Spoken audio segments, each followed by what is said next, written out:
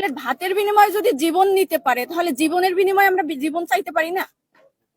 হয়তোবা আপনারা 2 দিন আন্দোলন করবেন কিন্তু আসলে কি তোফাজ্জল বিচার পাইবে? ওর মতো অসহায় একটা মানুষ এরকম মাইরে ফেলায়, তাহলে আমাদের সমাজে যদি এই বিচারটা না হয় তাহলে এরকমের তো পথে ঘাটে সবাই মানে পাখি মারার মতো মাইরে ফেলাইবে, পাখি মারার মতো মাইরে ফেলাইবে জনগণের সাথে। এরকমের তো মানুষের, তাহলে তো মানুষ ন্যায় অন্যায় বিবেক বলতে সমাজে কিছুই থাকবে না। আপনাদের হাতে বিচার দিলাম, আর কি বলবো বলেন, বলার ভাষা নাই যে এক প্লেট ভাতের জন্য একটা মানুষের মাইরে ফেলায়। আমার আব্বাকে ফোন দিছে, তো বলছে যে ওইরকম মোবাইল চুরি করছে। ওরে তখন এরা হলো সাজাইছে কথাগুলা, কারণ ওরেও তখন মারতে মারতে মাইরে ফেলানোর পথে, মুমূর্ষু একদম শেষ পর্যায়ে।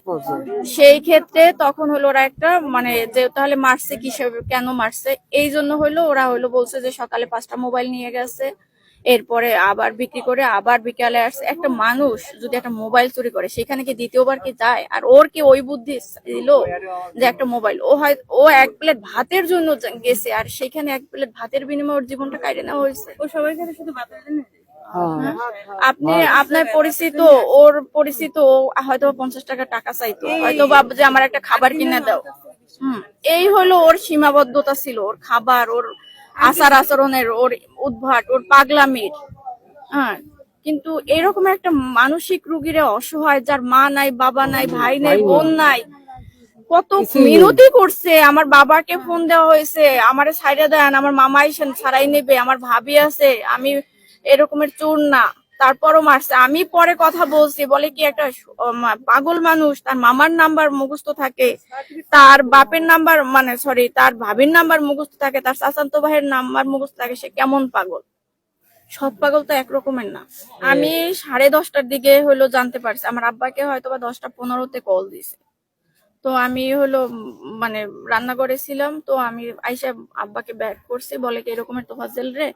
আব্বা তো ঠিক মতন বলতে পারতেছিল না, বলতেছে ঢাকা কলেজের। আমি ঢাকা কলেজের ফজলুল হক তো নাই। পরে হইলো জানি যে ঢাকা ইউনিভার্সিটির। তো আমি ওই নাম্বারে আব্বার থেকে নাম্বার নিয়ে কল দিছি যে ভাই আপনারা যাকে ধরছেন আমি ওর বোন, কি হয়েছে? তখন ওনারা বুঝছে যে এ নাই বা এ মারা যাবে বা এরকমের। তখন হলো বলতেছে ও এরকম মোবাইল চুরি করছে, আবার মোবাইল চুরি করতে আসছে, আপনারা আসেন, টাকার বিনিময়ে নিয়ে যান, ওরে টাকা দিয়ে নিয়ে যান। আমি বলতেছি যে দেখেন, ওর মাথায় একটু সমস্যা আছে, ও যদি একটু পাগলামি করেও, হ্যাঁ আমরা মানতে পারি যে ও হয়তো মানসিক রোগী, ও হয়তো বা কারোর সাথে বেয়াদবি করছে, পাগলামি করে, বা এরকম খাবারের জন্য পাগলামি করে, এটা আমরা স্বীকার করি।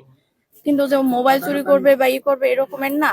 কিন্তু ও যদি কোনো অন্যায়ও করে থাকে, ওরে মাইরেন না আপনারা, আপনারা ওরা এরকম মাইরেন না। আমি বারবার ওনারে জিজ্ঞেস করতেছিলাম, ভাই ওকে কথা বলতে পারতেছে, ওকে হাঁটতে পারতেছে? তাই ওনারা তখন বলে নাই কিছুই। না না, ও মারা গেছে, ওরে মারা যাওয়ার পরে হলো আমি তখন ওই লোকটার সাথে কথা বলতেছিলাম, পাশ থেকে বলছে যে পুলিশ আইসা, প্রশাসন আইসে নিয়ে গেছে। পুলিশ তখন প্রশাসনের কাছে ওরা কিছুই দেয়নি। ও যখন মারা গেছে বুঝছে, তখন হলো ঢাকা মেডিকেলের বাইরে ফালাই রেখে গেছে।